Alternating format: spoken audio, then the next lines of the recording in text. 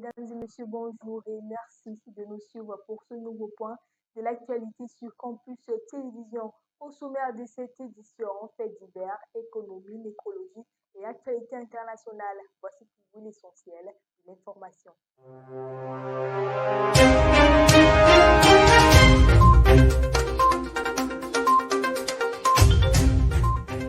En ouverture de ce flash d'information, suite sur l'affaire Silvana assassinée. Retour sur la tragédie au quartier Kondongo. Dans la nuit du samedi 27 juin 2026, Silvana, âgé de 11 ans, a reçu 17 coups de couteau à Yaoundé. L'accusé Ngo Adiam est présenté par sa famille comme mentalement instable. Un document médical a été fourni à l'appui. De l'autre côté, la famille de la victime conteste. L'avocat exige une contre-expertise. Selon lui, rien ne laissait présager le trouble et la jeune femme percevait même le loyer de son église.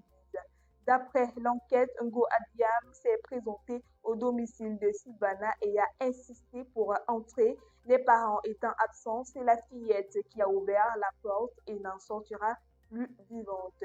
Les circonstances exactes du drame et l'état mental de la suspecte devront être établis par la justice. En économie, alliance de cacao entre géants africains. Le Cameroun, le Nigeria, le Ghana et la Côte d'Ivoire vont signer demain mardi à Abuja la déclaration d'Abuja.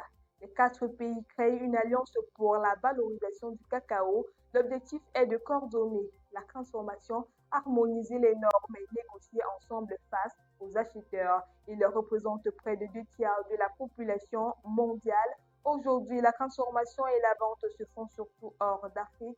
L'Alliance veut développer le beurre, la poudre et le chocolat localement pour garder plus de valeur. Autre dossier, la loi européenne anti-déforestation. Dès le 30 décembre 2026, les pays exigent que leur système de traçabilité soit reconnu et que les petits producteurs ne payent pas seuls.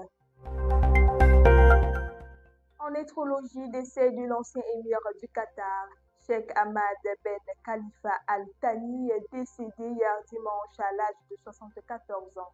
A annoncé le diwan de l'émir, les circonstances du décès n'ont pas encore été précisées. Le Qatar a décrété 4 jours de deuil national avec drapeau en berne et fermeture des administrations publiques. Dirigeant de 1995 à 2013, il a transformé le Qatar, a développé le gaz, a multiplié les investissements et obtenu la Coupe du Monde 2022. Arrivé au pouvoir en renversant son père, il a marqué l'histoire en 2013 en transmettant volontairement le trône à son fils.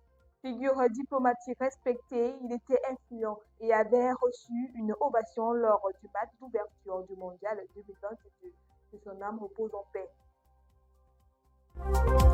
Nous achevons en FIFA vers une Coupe du Monde plus large. Le président de la FIFA a annoncé qu'une proposition d'élargir le Mondial 2030 à 64 nations sera examinée après la fin de l'édition. Il estime que les petites nations doivent avoir plus de chances. Il a salué le format à 48 équipes de 2026 et cité l'Afrique en exemple. 9 sélections sur 10 ont passé les groupes contre 5 la dernière fois. Un tournoi à 64 équipes ferait 16 groupes et 4 donneraient plus de place à chaque confédération.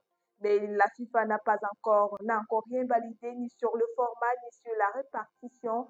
Reste un frein, un tournoi plus long et plus cher à organiser limitera le nombre de pays hôtes potentiels. Pour 2030, Espagne, Portugal et Maroc organiseront la majorité des matchs.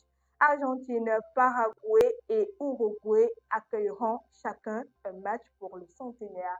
Et c'est tout pour votre groupe d'actualité ce matin, mesdames et messieurs. Merci pour votre fidélité.